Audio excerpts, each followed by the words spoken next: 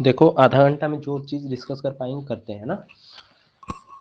चलो देखो, बेसिकली अगर हम लोग सॉल्यूशन का बात करें, सॉल्यूशन चैप्टर का, ठीक है, इस सॉल्यूशन चैप्टर के अंदर हम लोग बेसिकली क्या क्या बात करेंगे, सॉल्यूशन का खत्म करते हैं।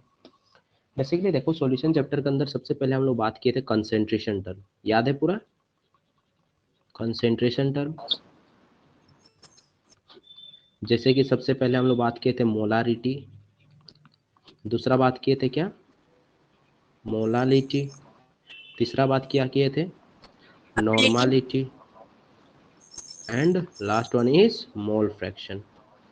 मोल फ्रैक्शन, क्या ये सारा चीज याद है तुमको? सर थोड़ा बहुत, उतना याद नहीं है।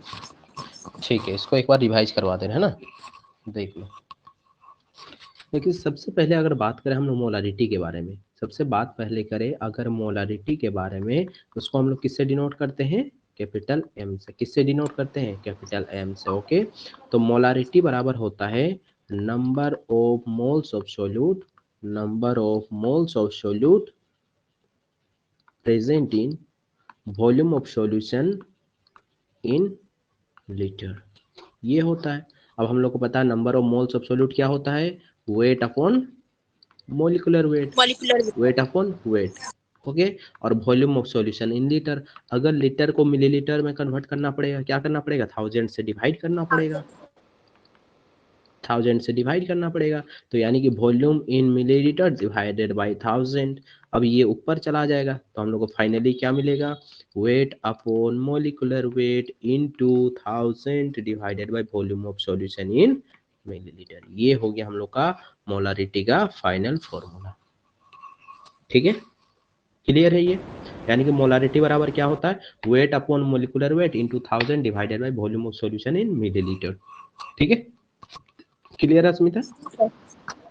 ओके, हाँ, नेक्स्ट अगर मोलालिटी का बात करें तो मोलालिटी कुछ नहीं होता है, स्मॉल एम से डिनोट करते हैं मोलालिटी को। इसमें क्या होता है, नंबर ऑफ मोल्स होता है, number of moles of solute, number of moles of solute divided by weight of solvent. क्या होता है, weight of solvent weight in in in KG. ठीक ग्राम। है, इन केजी।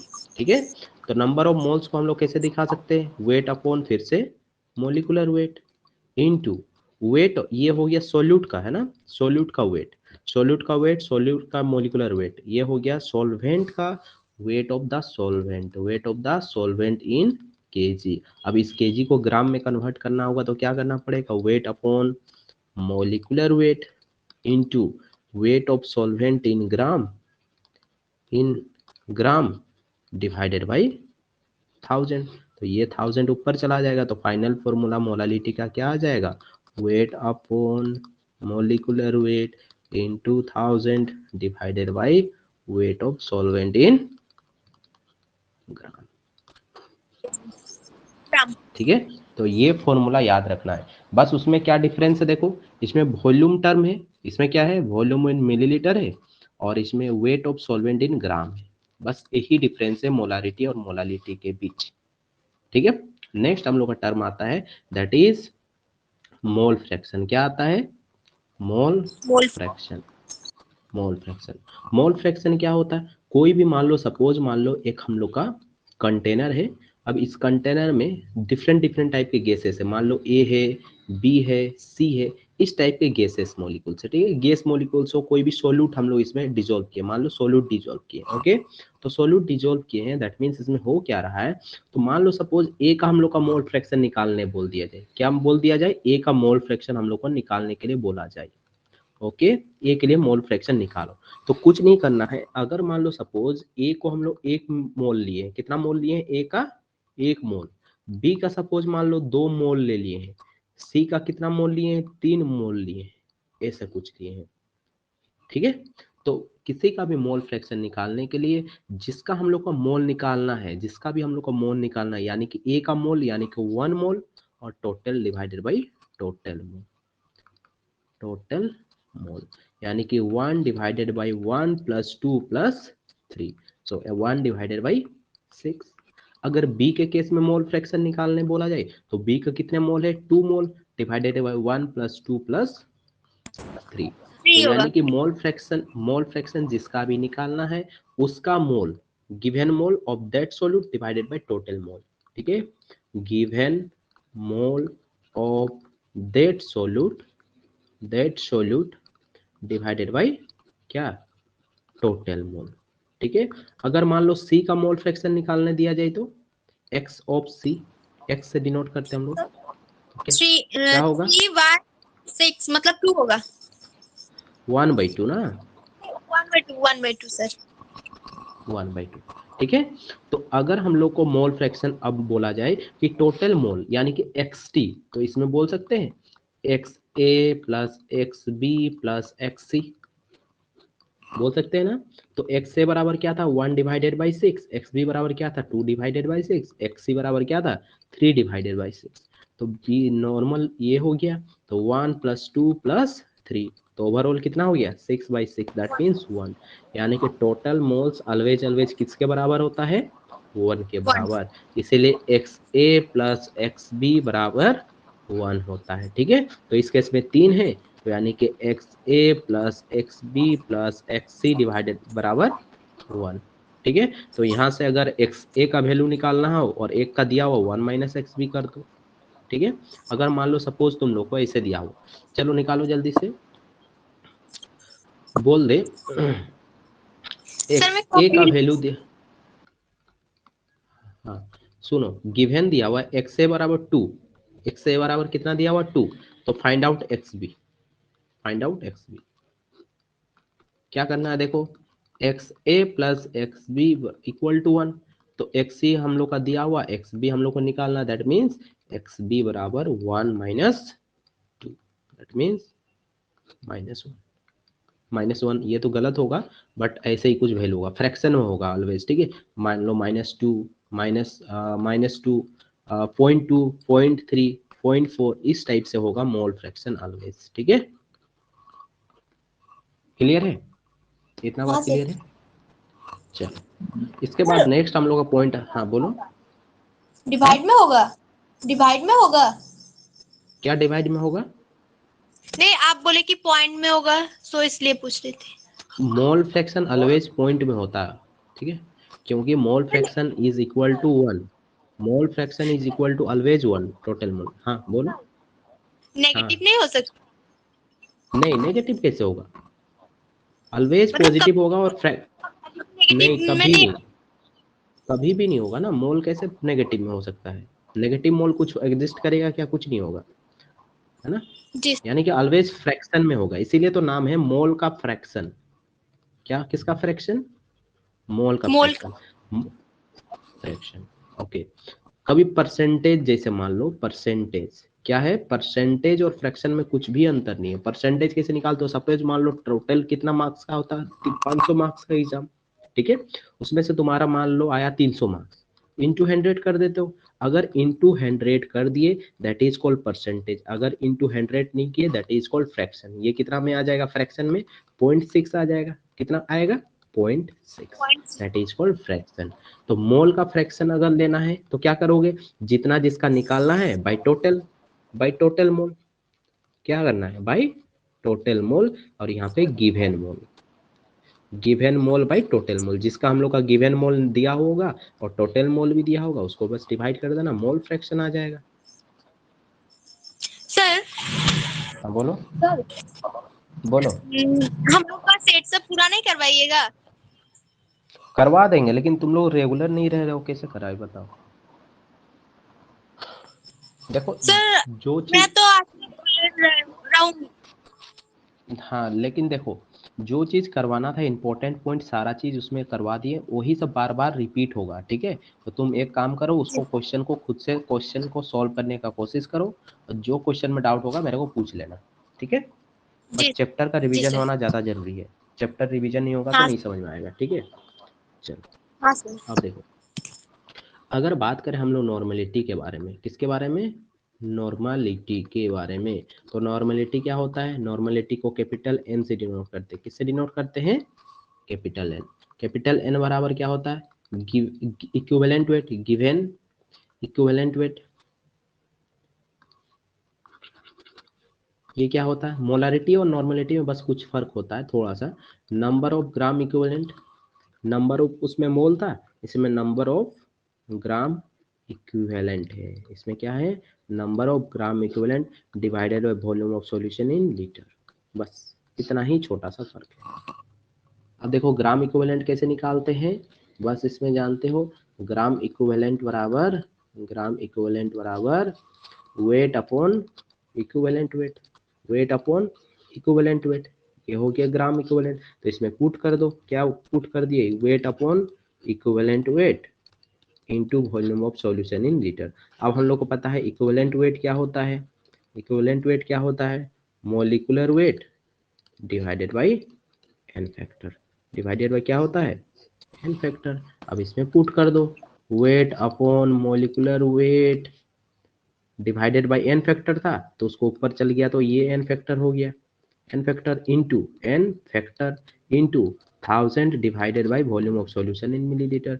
अब देखो मोलारिटी का फॉर्मूला में था वेट अपॉन मोलिकुलर वेट, ऊपर 1000 था वॉल्यूम ऑफ सॉल्यूशन, यहाँ पे जस्ट एक एन फैक्टर मल्टीप्लाई हुआ है, ठीक है। तो हम लोग लिख सकते हैं कि नहीं, एन बराबर एम इंटू एन फैक्टर लिख सकते हैं, जी ये से नो, क्योंकि हम लोग को मोलारिटी बराबर पता है कि wait upon molecular weight into 1000 divided by volume of solution in millilitre. Clear है, तो इसके बदले बैठा दिए तो एन बैठा देंगे इसमें, weight upon molecular weight into 1000 divided by volume of solution in millilitre into N factor. तो यही तो जी फॉर्मूला हम सर। लोग का फाइनली आया है, यही तो फॉर्मूला आया है फाइनली। क्लियर, तो यानी कि n बराबर नॉर्मलिटी बराबर मोलारिटी इंटू एन फैक्टर, ठीक है। हाँ सर। क्लियर है, तो यानी जी कि हम सर। लोग का ये सारा कंसंट्रेशन टर्म क्लियर है, याद है, पूरा याद हो जाएगा, याद कर लोगे इसको, ये हाँ चारों सर। चारों जी याद कर सर। लोगे। चलो हाँ सर। नेक्स्ट हम लोग अब जाते हैं ना, हाँ अब नेक्स्ट देखो, नॉर्मलिटी, मोलालिटी और मोल फ्रैक्शन तो पता ही नहीं। अरे भगवान मोल फ्रैक्शन अभी बताए ना, मोल तीनों फ्रैक्शन तीन कैसे, को बता। अरे मोल फ्रैक्शन अभी तो बताए इससे पहले, गिवन मोल बाय टोटल मोल, इतना देरी तो बके उसी को, सर। गिवन मोल हाँ डिवाइडेड बाय टोटल मोल, जी सर, टोटल याद आ मोल, गया। ठीक है। यानी कि X A plus X B is equal to always कितना होगा, 1 होगा, 1। ये तो बताया अभी, ठीक है। चलो नेक्स्ट अब हम लोग चलते हैं वेपर प्रेशर पे, किस पे चलते हैं, वेपर प्रेशर पेपर। किस पे चलते हैं, वेपर प्रेशर क्या होता है पेपर जल्दी से बताओ, क्या होता है उसका डेफिनेशन। सर, जब बॉइलिंग करते हैं तो उसमें से जो भाप निकलता है तो प्रेशर क्रिएट होता हम्म है। हम्म हाँ, उसके वजह से जो पानी के ऊपर सतह में प्रेशर लगता है उसी को बोलते हैं वेपर प्रेशर, करेक्ट। तो चलो मान लो सपोज ये हम लोग का कंटेनर हुआ, ये क्लोज हुआ, ठीक है, और ये पानी है, क्या है ये, पानी है। अब इसको हम लोग हीट किए तो क्या हुआ, ऊपर गया वेपर बना, ऊपर गया वेपर बना, ऊपर गया क्या हुआ, वेपर बना। अब जैसे ही ये वेपर बना, इसके डाउन में ये आया, धीरे धीरे ठंडा हुआ तो ये ऊपर में, तो इसके वजह से एक प्रेशर लगाएगा और उसी को हम लोग बोलते हैं वेपर प्रेशर, क्या बोलते हैं, पेपर प्रेशर। Vapour pressure. और वेपर प्रेशर को हम लोग जनरली किस में डिनोट करते हैं, पी में, किस पे डिनोट करते हैं, पी में। तो पी बराबर, मान लो इसमें ए टाइप के मॉलिक्यूल्स प्रेजेंट है, क्या है, वाटर का ए मॉलिक्यूल्स प्रेजेंट है, ए टाइप के मॉलिक्यूल्स, तो यानी कि पी ए बराबर, P A is directly proportional to mole fraction of A, ठीक है, ये होता है डायरेक्टली प्रोपोर्शनल। तो डायरेक्टली प्रोपोर्शनल को हटाने के लिए हम लोग को एक कांस्टेंट दिया जाता है, that is mole fraction of, sorry pure solvent का vapour pressure, that is P A हो गया, ठीक, एक्स ए हो गया, सॉरी एक्स बी लिख रहे, एक्स ए। अब बताओ, हाँ बोलो, सर वही वाला बोलना था, बी लिख देते हैं गलती से। हाँ हाँ हाँ, तो फिर से लिखते रहे, देख लो, यानी कि P A is directly proportional to X A, और P A is equal to P A naught X A हो जाएगा, क्लियर है। यानी कि पी टोटल अगर निकालना है, मान लो सपोज ए बी होगा, बी भी इसमें प्रेजेंट होगा, ठीक है, बी बी का भी मॉलिक्यूल्स प्रेजेंट होगा, that is P A plus P B, ही तो होगा। तो that means P A naught X A plus P B naught X B. तो यानी कि x एक ही को ले लो, मान लो इसको रखते हैं, इसको ले मिला देते हैं, तो that is X A plus X B बराबर 1 होता है। तो एक्स ए बराबर लिख सकते हैं 1 माइनस एक्स बी।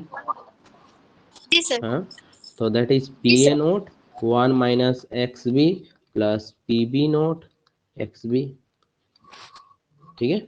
तो यानी कि यहाँ पे हम लोग लिख सकते हैं पी टोटल बराबर P A naught 1 minus X B plus P B naught X B लिख सकते हैं, ठीक है।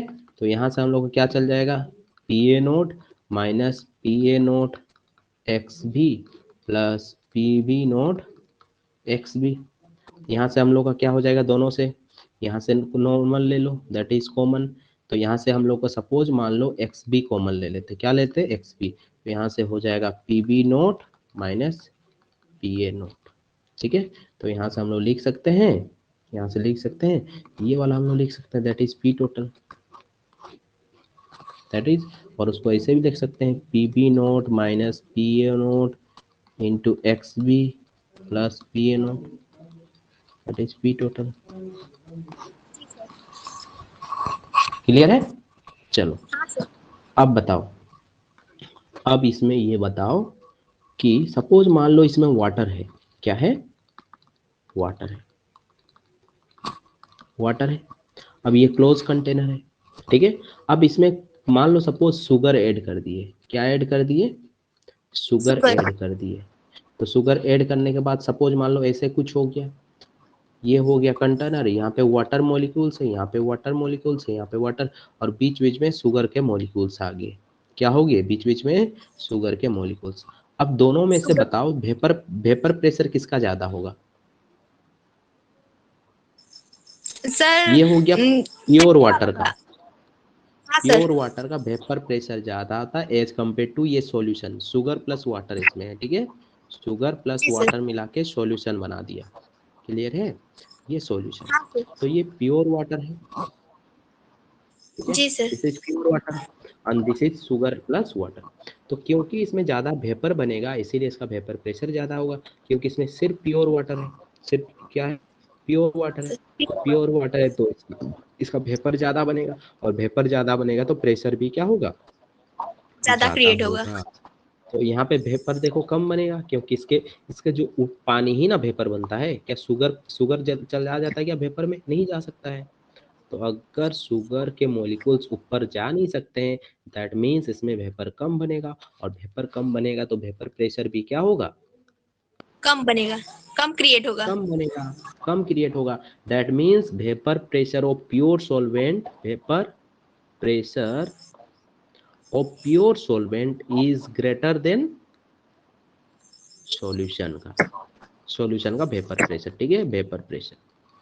क्लियर है इतना बात, हाँ सर। इतना बात क्लियर है, जी सर। ओके। अब देखो, अब अगर पूछेगा vapour pressure is directly proportional और indirectly proportional to boiling point, sir inversely proportional होगा क्योंकि वेपर इनवर्सली, प्रेशर ज्यादा बॉइलिंग पॉइंट कम होता है। हाँ, और वेपर प्रेशर फ्रीजिंग पॉइंट का क्या होता है, डायरेक्टली, डायरेक्टली प्रोपोर्शनल। ठीक है। अब देखो, एक में है प्योर, एक में हम लोग का क्या है प्योर, और दूसरा वाले में है सॉल्यूशन साइड, मतलब इसमें कुछ कुछ हम लोग मिला दिए, लाइक सपोज मान लो ग्लूकोज मिला दिए, ग्लूकोज मिला दिए, या फिर शुगर मिला दिए, या फिर कोई सोल्ट मिला दिए, कुछ भी मिला दिए हैं, ठीक है, इसमें पानी में। तो यानी कि ये सॉल्यूशन बन गया, ये क्या बन गया, सॉल्यूशन, और ये क्या है, प्योर सॉल्वेंट। क्लियर है? अब बताओ जी सर। वेपर प्रेशर किसका ज्यादा होगा, इसको मान लो 1, इसको मान लो 2, सर वन बताओ का। Vapour pressure one. 1 का ज्यादा होगा, वेपर प्रेशर 1 का ज्यादा होगा 2 से, ठीक है। अच्छा, बॉइलिंग पॉइंट किसका ज्यादा होगा, सर टू का। 2 का ज्यादा होगा 1 से, क्योंकि ये दोनों एक दूसरे के साथ कैसा प्रोपोर्शनल है, इनवर्सली प्रोपोर्शनल, ओके। और फ्रीजिंग पॉइंट किसका ज्यादा होगा, 1 का 2 का, सर वन का। 1 का ज्यादा हो जाएगा 2 से। क्लियर? इतना बात जी क्लियर सर। हुआ? हाँ सर। उसी में हम लोग कोलिगेटिव प्रॉपर्टीज पढ़ते हैं। क्या पढ़ते हैं उसी में? Colligative qualitative properties. और कोलिगेटिव प्रॉपर्टीज किस पे डिपेंड करता है? प्रॉपर्टीज, नेचर, नंबर किस पे? ये नंबर ऑफ पार्टिकल्स पे डिपेंड करता है। किस पे डिपेंड करता है? Number of particles. ना तो ये नेचर ऑफ पार्टिकल्स पे डिपेंड करता है, ना ही साइज ऑफ पार्टिकल्स पे डिपेंड करता है, किसी पे भी डिपेंड नहीं करता। बस किस पे डिपेंड करता है? नंबर ऑफ पार्टिकल्स पे। और कोलिगेटिव प्रॉपर्टीज कितने टाइप के होते हैं? 4। 4। कौन कौन सा? एक तो रिलेटिव होता है law relative, correct, relative lowering of vapour pressure. दूसरा elevation of boiling point, boiling point. और तीसरा depression of freezing point, depression of freezing point. और चौथा ऑस्मोटिक प्रेशर। Osmotic pressure. ठीक है, तो एक एक करके हम लोग देखते हैं। अब अगर बात करें relative lowering of vapour pressure, तो उसको तो पता है। चलो अब एलिवेशन ऑफ बॉइलिंग पॉइंट पहले देख लेते हैं ना। Elevation of boiling point, elevation of boiling point. Elevation of boiling point मतलब क्या? अगर मान लो सपोज मान लो ये वाटर है, ये प्योर वाटर है, और इसमें मान लो इसमें कुछ कुछ ऐड कर दिए। क्या ऐड कर दिए? कुछ कुछ, ये मतलब सॉल्यूशन है। तो यानी कि सॉल्वेंट है, ये प्योर प्योर सॉल्वेंट है। यानी कि वेपर प्रेशर किसका ज्यादा होगा? 1 का ज्यादा होगा 2 से। तो और बॉइलिंग पॉइंट किसका ज्यादा होगा? 2 का ज्यादा होगा 1 से। क्लियर है? तो यानी कि सोल्यूट, कोई भी सोल्यूट को ऐड करने के वजह से, मान लो शुगर हो गया, सोल्ट हो गया, ग्लूकोज हो गया, इसको ऐड करने के वजह से उसका बॉइलिंग पॉइंट क्या हो जा रहा है? ज्यादा हो रहा है। इसी को बोलते हैं एलिवेशन ऑफ बॉइलिंग पॉइंट। क्या हो जा रहा है? Elevation of boiling point. और इसका फॉर्मूला क्या होता है? अच्छा, टीबी नोट का ज्यादा हो गया या फिर टीबी? टीबी नोट का कम होगा टीबी से, क्योंकि टीबी जो होता है इसमें बॉइलिंग पॉइंट ऑफ सॉल्यूशन, और टीबी नोट जहाँ पे नोट आ जा रहा है that is pure, is equal to delta. Delta means क्या? चेंज इन बॉइलिंग पॉइंट, मतलब ज्यादा से कम। चेंज मतलब हमेशा चेंज किसको? ज्यादा से कम को करवाते हैं ना। तो चेंज में ज्यादा में से कम को करवाते हैं। ठीक है, तो ज्यादा हो गया टीबी, टीबी नोट हो गया कम। दैट मीन्स ये डायरेक्टली प्रोपोर्शनल टू क्या होता है? मोल, दैट इज मोलालिटी। क्या होता है? मोलालिटी। तो डेल्टा टीबी इक्वल टू के बी इंटू स्मॉल एम। ये फॉर्मूला याद है? हाँ सर। चलो, उसी तरह से अगर फ्रीजिंग पॉइंट का बात किया जाए, फ्रीजिंग पॉइंट का बात किया जाए, दैट इज डिप्रेशन। डिप्रेशन मतलब क्या? कमी। डिप्रेशन मतलब क्या? कमी। तो सपोज मान लो ये हम लोग का प्योर है, ये मान लो सॉल्यूशन है। इसमें क्या है? सॉल्यूशन है, इसमें सॉल्यूशन है। ये क्या है? प्योर है पूरा। अच्छा, पेपर फ्रीजिंग पॉइंट किसका ज्यादा होगा? 1 या फिर 2? सर 1।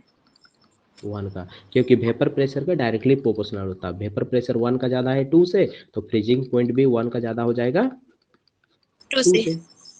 क्लियर? इतना हो गया। अच्छा, वेपर प्रेशर किसका ज्यादा है? प्योर का या सर फिर 1 सॉल्यूशन का? 1 का। That is T F not minus T F लिखेंगे, और इसी को डेल्टा टी एफ लिखेंगे, इज इक्वल टू के वी इंटू स्मॉल एम। और स्मॉल एम क्या है? इसमें मोलालिटी। और मोलालिटी हम लोग को पता है क्या होता है? मोलालिटी बराबर weight upon molecular molecular weight weight into into 1000 divided by weight of solvent in gram. Gram. क्या ये सारे फॉर्मूला याद रख पाओगे? हाँ सर, आज को कर लूंगी मैं। ये सारा है ना। और ऑस्मोटिक प्रेशर पढ़ लेना। ऑस्मोटिक प्रेशर पता है कि नहीं? ऑस्मोसिस क्या होता है? मान लो ये कोई सॉल्यूशन है, इसमें कंसेंट्रेशन कम है, इसमें सिर्फ पानी है, इसमें क्या है? सॉल्यूशन है। तो ये कम से ज्यादा की ओर जाता है। इसको रोकना है तो ऊपर से एक प्रेशर लगाना पड़ेगा, जिसको बोलते हैं ऑस्मोटिक प्रेशर। और ऑस्मोटिक प्रेशर का फॉर्मूला क्या होता है? Pi equal to C R T. Pi equal to C R T. ठीक है, चलो, हाँ सर। तो आज के लिए इतना ही। ठीक है, पूरा कंप्लीट हो गया चैप्टर, ये सॉल्यूशन, सॉल्यूशन कंप्लीट। अब हाँ सर। नेक्स्ट क्लास में इलेक्ट्रोकेमिस्ट्री करेंगे। ठीक है, नेक्स्ट क्लास में इलेक्ट्रोकेमिस्ट्री। इलेक्ट्रोकेमिस्ट्री का रिवीजन। नेक्स्ट क्लास में इलेक्ट्रोकेमिस्ट्री का रिवीजन, दैट इज ट्यूसडे। ठीक है, ट्यूसडे हम लोग करेंगे 5:30 to 6। ठीक है, जी सर। चलो ट्यूसडे हम लोग रिवीजन करेंगे। इलेक्ट्रोकेमिस्ट्री पूरा पढ़े रहना है ना। हाँ सर, पढ़ लूंगी आज। चलो ठीक है, और उसके बाद हम लोग ऑर्गेनिक का रिवीजन करेंगे। ठीक है, ऑर्गेनिक का पूरा। हाँ सर। ठीक है, चलो ओके।